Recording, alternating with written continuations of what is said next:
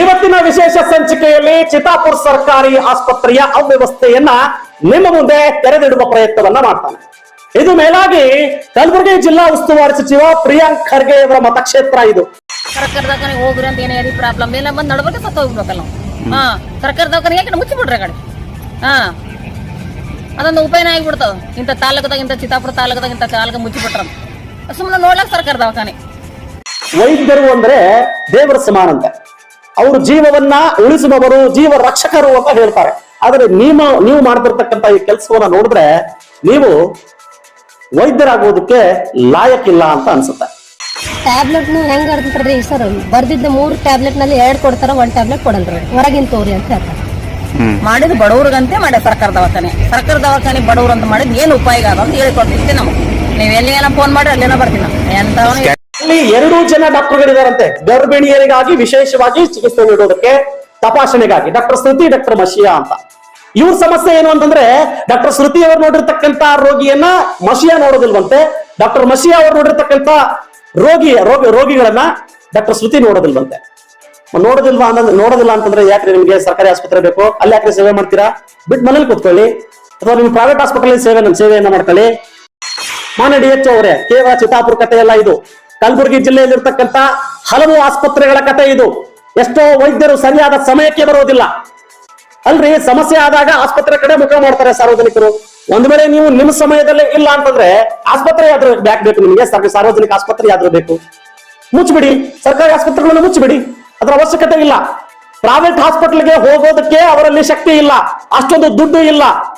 ಸರ್ಕಾರ ಕೊಟ್ಟಿರ್ತಕ್ಕಂಥ ಈ ಅವಕಾಶವನ್ನ ಬಳಸ್ಕೊಳ್ಬೇಕು ಅಂತಂದ್ರೆ ನಿಮ್ಮ ವೈದ್ಯರು ಸರಿಯಾಗಿರ್ತಕ್ಕಂಥ ಸ್ಪಂದನೆ ಮಾಡೋದಿಲ್ಲ. ಇಂತಹ ಸಮಯದಲ್ಲಿ ಅವ್ರು ಏನ್ ಮಾಡ್ಬೇಕು ಹೇಳಿ? ಮಾತೆತ್ತಿದ್ರೆ ಮೀಟಿಂಗ್ ಅಲ್ಲಿ ಇದ್ದೀವಿ, ಮಾತೆತ್ತಿದ್ರೆ ಜಿಲ್ಲಾಧಿಕಾರಿಗಳ ಜೊತೆಗಿದ್ದೀವಿ. ಏನ್ ಮಾಡ್ತೀವಿ? ಮೀಟಿಂಗ್ ಅಲ್ಲಿ ಏನ್ ಡಿಸಿಷನ್ ತಗೊಂತೀರಿ? ಕಾಫಿ ಟೀ ಕುಟ್ಕೊಂಡು ಮನೆಗೆ ಹೋಗ್ತೀರಾ? ಸಾರ್ವಜನಿಕ ಸಮಸ್ಯೆಯನ್ನ ಬಗೆಹರಿಸಕ್ ಆಗ್ತಿಲ್ಲ ನಿಮಗೆ, ಬರೀ ಮೀಟಿಂಗ್ ಮೇಲೆ ಮೀಟಿಂಗ್ ಅಂತ ಮಾಡ್ತೀರಿ. ಅದರ ಅವಶ್ಯಕತೆ ಇಲ್ಲ.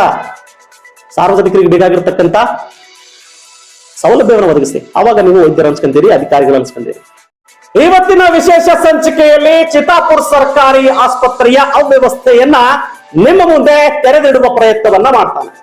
ಇದು ಮೇಲಾಗಿ ಕಲಬುರಗಿ ಜಿಲ್ಲಾ ಉಸ್ತುವಾರಿ ಸಚಿವ ಪ್ರಿಯಾಂಕ್ ಖರ್ಗೆ ಅವರ ಮತಕ್ಷೇತ್ರ ಇದು. ಜಿಲ್ಲೆಯಲ್ಲಿ ಅಥವಾ ಕಲ್ಯಾಣ ಕರ್ನಾಟಕ ಭಾಗದಲ್ಲಿ ಅಥವಾ ರಾಜ್ಯದಲ್ಲಿ ತಾಲೂಕಾ ಆಸ್ಪತ್ರೆಗಳನ್ನ ಕಟ್ಟಿದ್ದಾರೆ. ಎಷ್ಟೋ ತಾಲೂಕಾ ಆಸ್ಪತ್ರೆಗಳು ಸುಸಜ್ಜಿತವಾಗಿರ್ತಕ್ಕಂಥ ಕಟ್ಟಡಗಳಿದ್ದಾವೆ. ಆದ್ರೆ ಆ ಸುಸಜ್ಜಿತ ಕಟ್ಟಡಗಳಲ್ಲಿ ಸಾರ್ವಜನಿಕರಿಗೆ ಬೇಕಾಗಿರ್ತಕ್ಕಂಥ ಚಿಕಿತ್ಸೆಯನ್ನೇ ನೀಡ್ತಾ ಇಲ್ಲ ಎನ್ನುವ ಆರೋಪ ಈ ಸಂದರ್ಭದಲ್ಲಿ ಕೇಳಿಬರ್ತಾ ಇದೆ. ಇದೇ ಕಥೆ ಇವತ್ತು ಚಿತ್ತಾಪುರ ಸರ್ಕಾರಿ ಆಸ್ಪತ್ರೆ ಇದು. ಚಿತ್ತಾಪುರ ಸರ್ಕಾರಿ ಆಸ್ಪತ್ರೆಯಲ್ಲಿ ಒಟ್ಟು 11 ಜನ ವೈದ್ಯರಿದ್ದಾರೆ. ಪ್ರೈವೇಟ್ ಮತ್ತು ಖಾಯಂ ವೈದ್ಯರು 11 ಜನ ಇದ್ದಾರೆ. ಅದರಲ್ಲಿ ಆರೋಪ ಏನ್ ಗೊತ್ತಾ? ಅದರಲ್ಲಿ ಪ್ರತಿಶತ ಡಾಕ್ಟರ್ಗಳು ಸರಿಯಾದ ಸಮಯಕ್ಕೆ ಬರೋದಿಲ್ವಂತೆ. ಬಂದ್ರೆ 12 ಗಂಟೆಗೆ ಬರ್ತಾರಂತೆ. 12 ಗಂಟೆಗೆ ಬಂದ್ರೆ ಮತ್ತೆ 1 ಗಂಟೆ 1:30 ಗಂಟೆಗೆ ಏನಪ್ಪಾ ಅಂತ ಕೇಳಿದ್ರೆ ಲಂಚ್ ಟೈಮ್ ಆಗುತ್ತೆ, ಮತ್ತೆ ಅವಾಗ ಹೋಗ್ತಾರೆ. ಯಾಕ್ರಿ ಬರ್ತೀರಾ ನೀವು ವೈದ್ಯರು? ಸರ್ಕಾರಿ ಆಸ್ಪತ್ರೆ ಯಾಕೆ ಬೇಕ್ರಿ ನಿಮಗೆ? ಸರ್ಕಾರಿ ಆಸ್ಪತ್ರೆಯಲ್ಲಿ ಸೇವೆ ಸಲ್ಲಿಸೋದು ಯಾಕೆ ನೀವು? ಸರ್ಕಾರಿ ಸಂಬಳ ಯಾಕೆ ಬೇಕು ನಿಮಗೆ? ಒಂದು ವೇಳೆ ನೀವು ಸರ್ಕಾರಿ ಆಸ್ಪತ್ರೆಗೆ ಸರಿಯಾದ ಸಮಯಕ್ಕೆ ಬರಲು ಸಾಧ್ಯವಿಲ್ಲದಿದ್ರೆ ನೀವು ರಾಜೀನಾಮೆ ಕಟ್ಟು ಹೋಗ್ಬೇಕಾಗುತ್ತೆ. ಯಾಕೆ ಅಂದ್ರೆ ಸರ್ಕಾರಿ ಆಸ್ಪತ್ರೆಗಳು ಇರೋದು ಯಾಕೆ? ಆ ತಾಲೂಕಿನ ಸುತ್ತಮುತ್ತಲಿನ ಕಡು ಬಡ ನಿರ್ಗತಿಕರು ಏನು ಗ್ರಾಮದಲ್ಲಿ ವಾಸ ಮಾಡಿದ್ದಾರೆ, ಅವರಿಗೆ ಉಚಿತವಾಗಿ ಚಿಕಿತ್ಸೆಯನ್ನು ನೀಡೋದಕ್ಕೆ ಆಸ್ಪತ್ರೆ ಇದೆ. ನೀವೇನ್ ಮಾಡ್ತಾ ಇದ್ದೀರಿ? ಮೊದಲನೇದಾಗಿ ಸರಿಯಾದ ಸಮಯಕ್ಕೆ ಕೆಲಸ ಬರ್ತಾ ಇಲ್ಲ. ಬಂದ್ರೂ ಕೂಡ ಅಲ್ಲಿರ್ತಕ್ಕಂಥ ಏನು ರೋಗಿಗಳಿದ್ದಾರೆ ಆ ರೋಗಿಗಳಿಗೆ ಒಳ್ಳೆ ರೀತಿಯಾಗಿರ್ತಕ್ಕಂಥ ಚಿಕಿತ್ಸೆ ಕೂಡ ನೀಡ್ತಾ ಇಲ್ಲ. ನೀವು ಅದೇನು ಹೇಳ್ತಾರೆ, ವೈದ್ಯರು ಅಂದ್ರೆ ದೇವರ ಸಮಾನ ಅಂತ, ಅವರು ಜೀವವನ್ನ ಉಳಿಸುವವರು, ಜೀವ ರಕ್ಷಕರು ಅಂತ ಹೇಳ್ತಾರೆ. ಆದ್ರೆ ನೀವು ಮಾಡ್ತಿರ್ತಕ್ಕಂಥ ಈ ಕೆಲಸವನ್ನ ನೋಡಿದ್ರೆ ನೀವು ವೈದ್ಯರಾಗೋದಕ್ಕೆ ಲಾಯಕ್ಕಿಲ್ಲ ಅಂತ ಅನ್ಸುತ್ತೆ.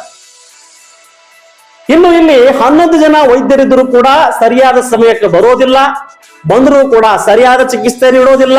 ಮೇಲಾಗಿ ಸ್ಕ್ಯಾನಿಂಗ್ ಸೆಂಟರ್ಗಳು ಇಲ್ಲವೇ ಇಲ್ಲ, ಅಥವಾ ಅಲ್ಲಿರ್ತಕ್ಕಂಥ ಡಾಕ್ಟರ್ಗಳು ಬರೆದು ಕೊಟ್ಟಿರ್ತಕ್ಕಂಥ ಸ್ಕ್ಯಾನಿಂಗ್ ಸೆಂಟರ್ಗಳಿಗೆ ಮಾತ್ರ ಹೋಗ್ಬೇಕಂತೆ. ಯಾಕ್ರಿ ಯಾಕೆ ಹೀಗೆ? ನೀವು ಬರೆದು ಕೊಟ್ಟಿರ್ತಕ್ಕಂಥ ಸ್ಕ್ಯಾನಿಂಗ್ ಸೆಂಟರ್ಗೆ ಯಾಕೆ ಹೋಗ್ಬೇಕವ್ರು? ನಿಮ್ಮ ಮತ್ತು ಆ ಸ್ಕ್ಯಾನಿಂಗ್ ಸೆಂಟರ್ ಮಧ್ಯೆ ಏನಾದ್ರೂ ಸೆಟಲ್ಮೆಂಟ್ ಇದೆನಾ? ಸರ್ಕಾರದಿಂದ ಸಂಬಳವನ್ನ ತೆಗೆದುಕೊಳ್ತೀರಿ, ಸರ್ಕಾರಿ ವೈದ್ಯರು ಅಂತ ಅನ್ಸ್ಕೊಂತೀರಿ. ಮೇಲಾಗಿ ಮತ್ತೆ ಎಷ್ಟೋ ವೈದ್ಯರು ಖಾಸಗಿ ಆಸ್ಪತ್ರೆಗಳನ್ನ ತೆಗೆದುಕೊಂಡು ಕೂತಿದ್ದಾರೆ. ಎಷ್ಟೋ ಜನ ಆ ಒಂದು ಸರ್ಕಾರಿ ಆಸ್ಪತ್ರೆಯ ಸಮಯದಲ್ಲಿ ಖಾಸಗಿ ಆಸ್ಪತ್ರೆಯಲ್ಲಿ ಸೇವೆ ಮಾಡ್ತಿರ್ತಕ್ಕಂಥ ಉದಾಹರಣೆಗಳಿದ್ದಾವೆ.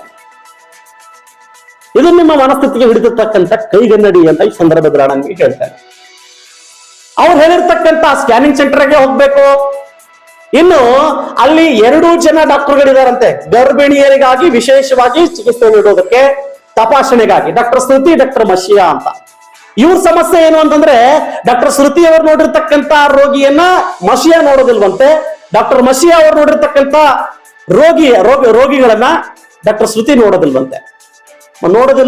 ನೋಡೋದಿಲ್ಲ ಅಂತಂದ್ರೆ ಯಾಕ್ರಿ ನಿಮ್ಗೆ ಸರ್ಕಾರಿ ಆಸ್ಪತ್ರೆ ಬೇಕು, ಅಲ್ಲಿ ಯಾಕ್ರಿ ಸೇವೆ ಮಾಡ್ತೀರಾ? ಬಿಟ್ಟು ಮನೇಲಿ ಕೂತ್ಕೊಳ್ಳಿ, ಅಥವಾ ನಿಮ್ ಪ್ರೈವೇಟ್ ಹಾಸ್ಪಿಟಲ್ ಸೇವೆಯನ್ನ ಮಾಡ್ಕೊಳ್ಳಿ. ಇದು ನಿಮಗೆ ಸಾರ್ವಜನಿಕರ ಗೋಳು ಈ ಸಂದರ್ಭದಲ್ಲಿ ತೋರಿಸೋ ಪ್ರಯತ್ನವನ್ನ ಮಾಡ್ತೀನಿ. ಅವರು ವಾರ ಗಂಟಲೆ ಸರ್ಕಾರಿ ಆಸ್ಪತ್ರೆಯನ್ನ ಓಡಾಡ್ತಿರ್ತಾರೆ. ಇವತ್ತು ಬರ್ತಾರೆ, ನಾಳೆ ಬರ್ತಾರೆ ವೈದ್ಯರು, ನಾಳೆ ಬನ್ನಿ, ಮುಂಜಾನೆ ಬನ್ನಿ, 2ಕ್ಕೆ ಬನ್ನಿ, 3ಕ್ಕೆ ಬನ್ನಿ. ಅವ್ರೇನ್ ನಿಮ್ ಮನೆ ಕೆಲಸದಾಳ ತಿಳ್ಕೊಂಡಿದ್ದೀರಾ? ಏನಂತ ತಿಳ್ಕೊಂಡಿದ್ದೀರಿ ಅವ್ರನ್ನ? ಸರ್ಕಾರ ಕೊಟ್ಟಿರ್ತಕ್ಕಂಥ ಸೌಲಭ್ಯವನ್ನ ತೆಗೆದುಕೊಳ್ಳೋದಕ್ಕೆ ಅವರು ಬರ್ತಾರೆ ಆಸ್ಪತ್ರೆಗೆ. ನಿಮಗೆ ಸೇವೆಯನ್ನ ನೀಡೋದಕ್ಕಾಗದೇ ಇದ್ರೆ ಮನೆಗೆ ಹೋಗಿ ರಾಜೀನಾಮೆ ಕೊಟ್ಟು ಆರಾಮಾಗಿ ಕೂತ್ಕೊಂಡು ಪ್ರೈವೇಟ್ ಹಾಸ್ಪಿಟಲ್ಗಳನ್ನ ತೆರೆದು ಕೂತ್ಕೊಳ್ಳಿ. ಮಾನ್ಯ DHO ಅವರ ಗಮನಕ್ಕೂ ಕೂಡ ಈ ಸಂದರ್ಭದಲ್ಲಿ ನಾನು ತರೋದಕ್ಕೆ ಪ್ರಯತ್ನವನ್ನ ಮಾಡ್ತಾನೆ. ಮಾನ್ಯ DHO ಅವರೇ, ಕೇವಲ ಚಿತ್ತಾಪುರ ಕಥೆ ಎಲ್ಲ ಇದು.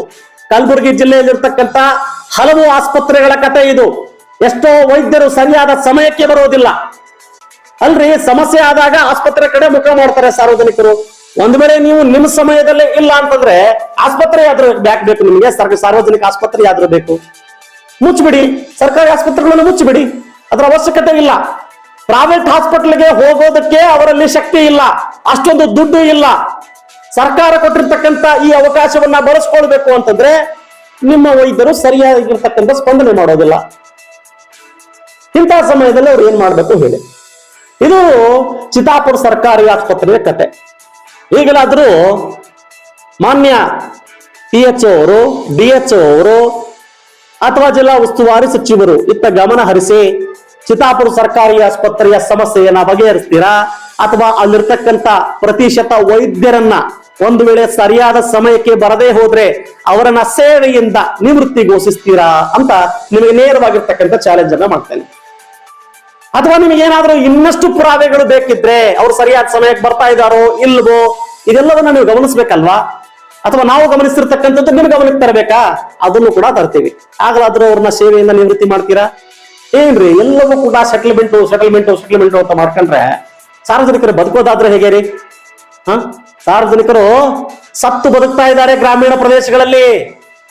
ಅವರಿಗೆ ಒಂದು ಸರಿಯಾದ ಚಿಕಿತ್ಸೆ ನೀಡೋದಕ್ಕೆ ನಿಮ್ಗೆ ಸಾಧ್ಯ ಆಗಿಲ್ಲ ಅಂತಂದ್ರೆ ಇದು ನಾಚಿಕೆಗೇಡಿನ ಸಂಗತಿ. ಎಚ್ಚೆತ್ಕೋತೀರಿ ಅಂತ ಅನ್ಕೋತೀವಿ.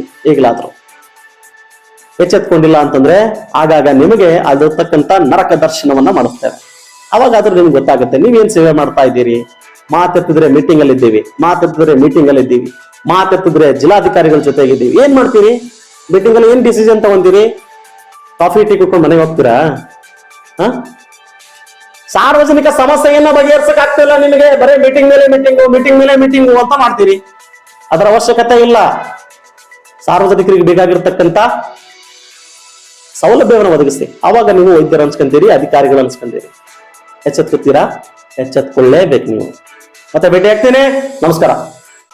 ಸರ್ಕಾರ ದವಾಖಾನೆಗೆ ಹೋಗ್ರಿ ಅಂತ ಏನೇ ಪ್ರಾಬ್ಲಮ್ ಇಲ್ಲ ಬಂದ್ ನಡ್ಬರ್ಕ ಸತ್ತ ಹೋಗ್ಬೇಕಲ್ಲ ನಾವು. ಸರ್ಕಾರ ದವಾಖಾನೆ ಯಾಕೆ ಮುಚ್ಚಿಬಿಡ್ರಿ ಗಾಡಿ. ಅದೊಂದು ಉಪಾಯನ ಆಗಿಬಿಡ್ತದ. ಇಂಥ ತಾಲೂಕದಾಗ, ಇಂಥ ಚಿತ್ತಾಪುರ ತಾಲೂಕದಾಗ ಇಂಥ ಕಾಲ್ಗ ಮುಚ್ಚಿಬಿಟ್ರ ಸುಮ್ಮನೆ ನೋಡ್ಲಾಕ ಸರ್ಕಾರ ದವಾಖಾನೆ ಅದೇನು ಉಪಯೋಗ ಅದ?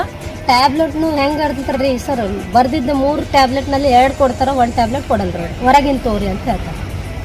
ಮಾಡಿದ್ ಬಡವ್ರಿಗಂತೆ ಮಾಡ್ಯ ಸರ್ಕಾರ ದವಾಖಾನೆ ಬಡವ್ರು ಅಂತ ಮಾಡಿದ್ ಏನು ಉಪಯೋಗ ಅದ ಅಂತ ಹೇಳಿಕೊಡ್ತೀವಿ ಇಷ್ಟೇ ನಮಗೆ.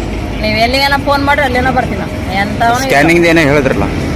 ಸ್ಕ್ಯಾನಿಂಗ್ ಸರ್ ಅವ್ರು ಬರ್ದ್ ಕೊಟ್ಟಿದ್ದಲ್ಲ, ಅವ್ರು ಆ ಜಾಗಕ್ಕೆ ಹೋಗ್ಬೇಕ್ರಿ, ಬೇರೆ ಕಡೆ ಸ್ಕ್ಯಾನಿಂಗ್ ಮಾಡಿಸ್ಬಾರ್ದಂತ್ರಿ. ಅವ್ರು ಎಲ್ಲಿ ಬರೀತಾರ ಆ ಡಾಕ್ಟರ್ ಬಲ್ಲೇ ತೋರಿಸ್ಕೋಬೇಕ್ರಿ, ಇಲ್ಲಾಂದ್ರೆ ನೋಡಲ್ರಿ ಅವ್ರು. ಆ ತರ ಹೇಳ್ತಾರೆ ಸರ್. ಅದೇ ರೀತಿ ಮತ್ತೆ ಸ್ಕ್ಯಾನಿಂಗ್ ನಾವು ಬೇರೆ ಕಡೆ, ಯಾಕಂದ್ರೆ ಗೌರ್ಮೆಂಟ್ ನಲ್ಲೇ ಸ್ಕ್ಯಾನಿಂಗ್ ಸೆಂಟರ್ ಮಾಡಿದ್ರೆ ನಾವು ಬೇರೆ ಕಡೆ ಹೋಗ್ತೀವಿ, ಇಲ್ಲೇ ಮಾಡಿಸ್ಕೋಬೇಕಲ್ಲ. ಅಂದ್ರೆ ಡಾಕ್ಟರ್ ಯಾವ ಸ್ಕ್ಯಾನಿಂಗ್ ಸೆಂಟರ್ ಅದ ಬರ್ದಿರ್ತಾರ ಅಲ್ಲೇ ಹೋಗಿ ಅಲ್ಲೇ ತೋರಿಸ್ಕೋಬೇಕು. ಹೋಗಿ ತೋರಿಸ್ಕೋಬೇಕು. ಅಲ್ಲಿ ಎಷ್ಟದ್ರಿ ಫೀಸ್ ಅದು? 1500 ರೂಪಾಯಿ ಫೀಸ್ ಇದೆ ಸರ್.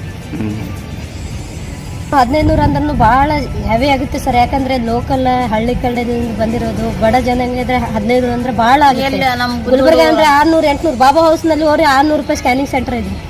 ಇವ್ರಂದ್ರೆ 1500 ಒಮ್ಮೆ 1500 ಎಲ್ಲಿ ಇದು ಮಾಡ್ತಾರ ಅಲ್ಲೇ ನಾವು ಸ್ಕ್ಯಾನಿಂಗ್ ಮಾಡಿಸ್ಬೇಕಂತ ಇರ್ತಾರೆ.